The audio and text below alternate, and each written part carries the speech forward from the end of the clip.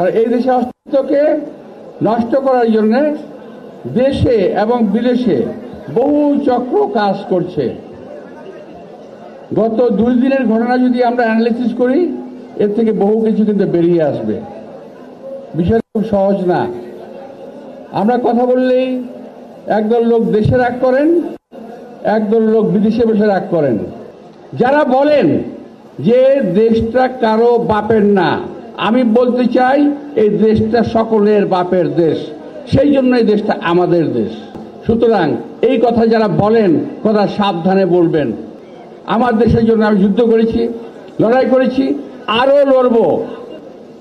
এই কারণে বললাম যে আজকের দেশের মধ্যে যে অবস্থা হচ্ছে, আমরা সকলে অত্যন্ত আন্তরিকতার সঙ্গে সংস্কারের কাগজপত্র জমা দিয়েছি পরীক্ষা নিরীক্ষা করে। এখন এই সরকারকে বলতে চাই, যেই সংস্কার করে যাচ্ছেন এটা এখনো দেশের লোক দেখে নাই।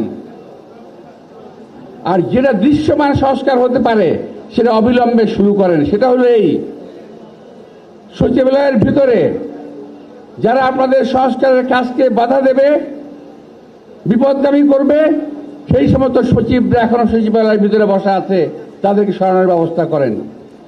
প্রশাসনের প্রতিটি রন্ধ্রে রন্ধ্রে আজকে ওই যে ডিএনএ টেস্ট করে যাদের চাকরি দেওয়া হয়েছিল, আপনাদের মনে আছে? চাকরি দেওয়া হয়তো ডিএনএ টেস্ট করে, ওই ডিএনএ চাকরি দেওয়া হয়তো যাদেরকে, তারা বসা আছে। তাদেরকে বাছাই করেন, তাদেরকে শাস্তির আওতায় আনেন। তারা এত বছর চাকরি করে আজও চাকরিতে আছে, এখনো সচিবালয়ে বসা আছে। এটা কিন্তু সন্দেহর অনেক অবকাশ রাখে যে সংস্কার বাস্তবায়ন হবে কি না।